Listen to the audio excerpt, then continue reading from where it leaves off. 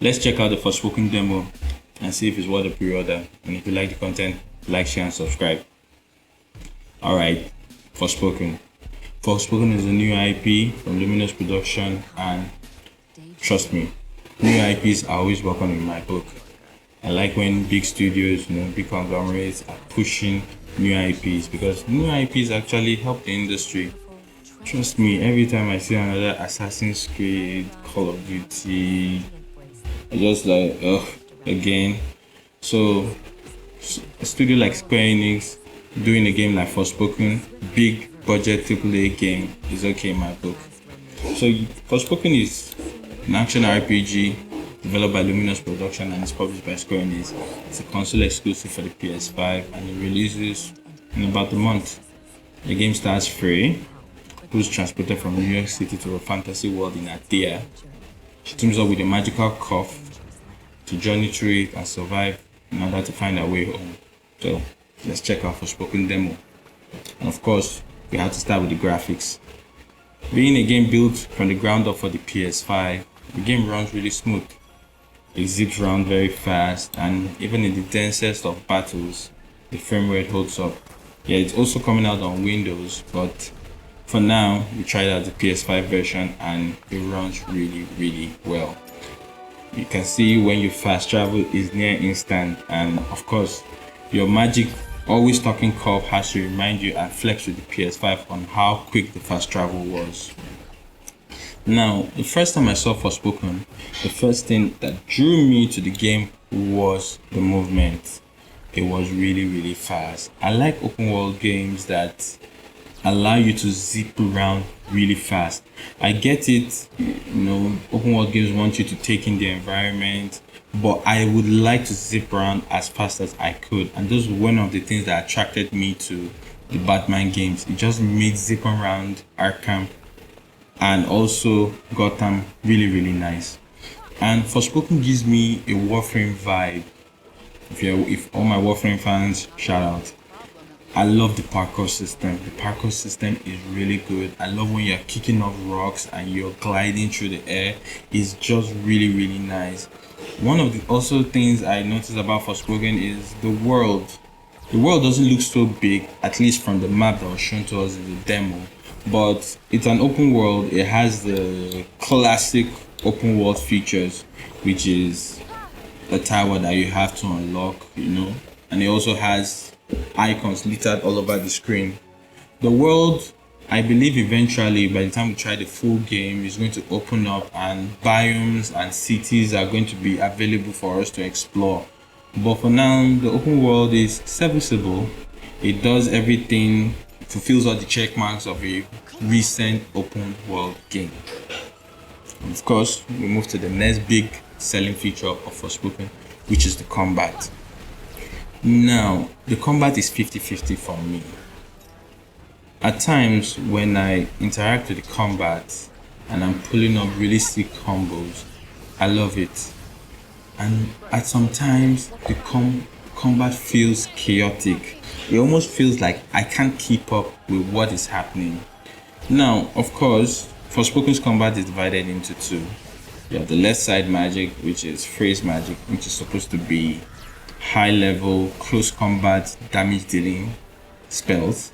And then you have the right side, which is Silas magic. It's meant to be a little bit of healing and long range, and not as hard damage dealing as phrase magic.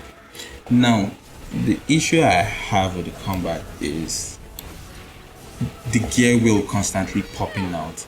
Now I get it. I've played Horizon Forbidden West and Zero Dawn, and I get it. You have to switch your gear wheel, but I really wish there can be a way that you can have a customizable gear wheel and just slot in your most used spells in that gear wheel, so that you don't have to keep flipping between both Scylla and phrase magic, because sometimes I might think I'm already here, but I'm not.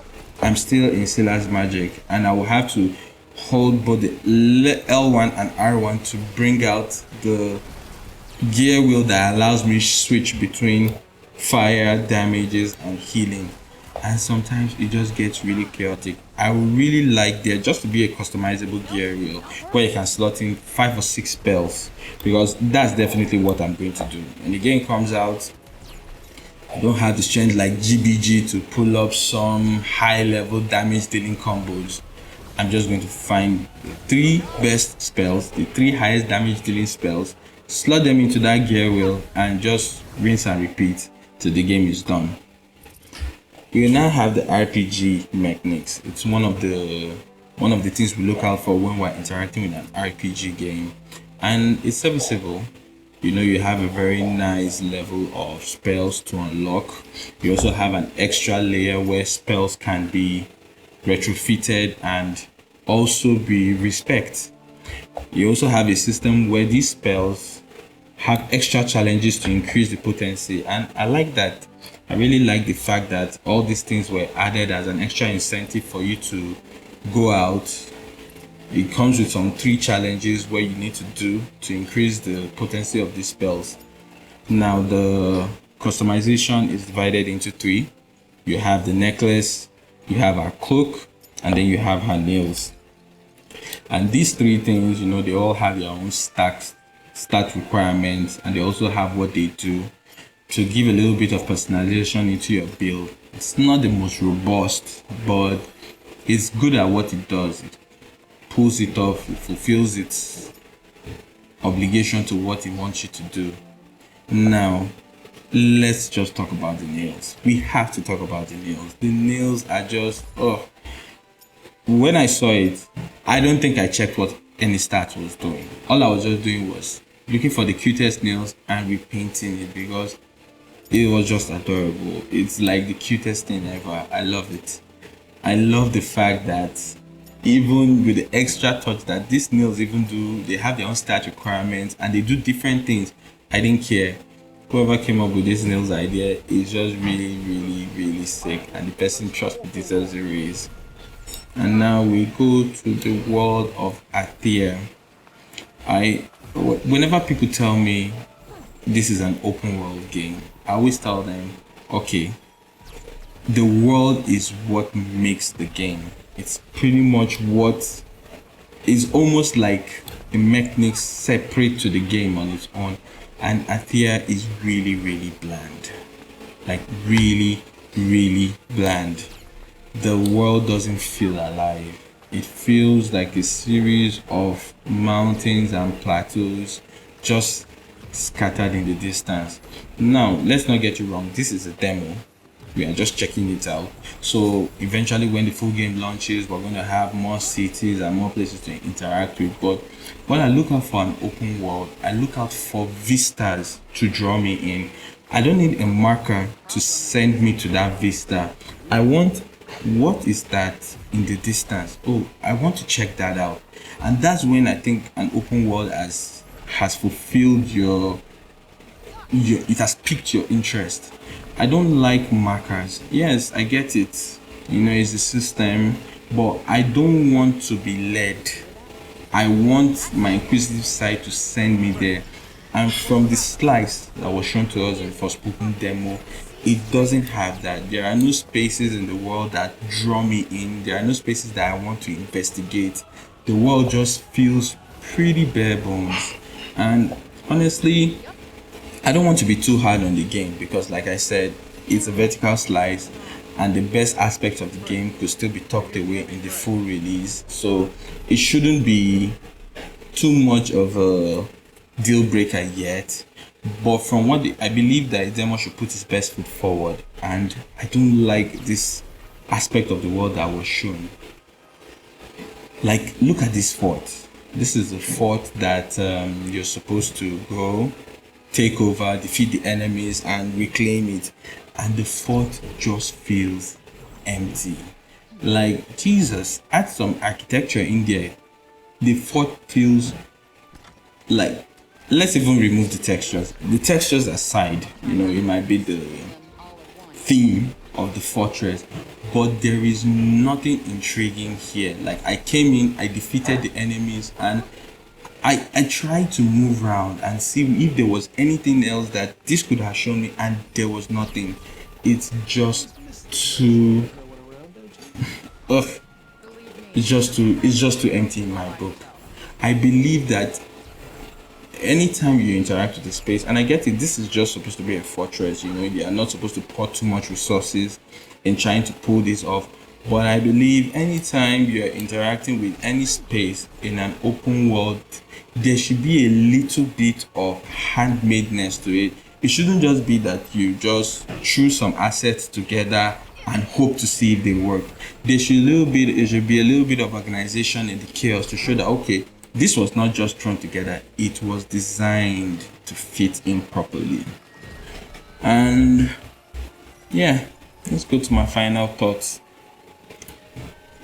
I really don't like putting down new IPs. I believe these are people that have taken exceptional risks to pull off something that is new, not necessarily unique, but new.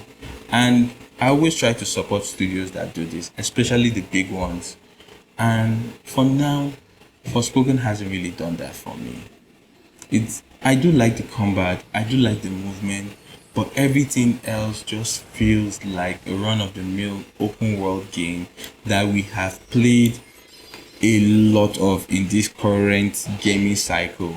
And it's one of the things that is going to make Forspoken not stand out, and it's going to make people not see the other aspect, which is like the combat and the movement, shine. So for me, Forspoken doesn't deserve your money yet. I think we need to wait and see what the game has to offer. We need to see the world open up. We need to see if there's anything else to this game. But based on what we've played in the demo, it's not a pre-order. Hey, but who knows? When the full game comes out, it might just be. So guys, thank you for watching, and like, share, subscribe. Peace.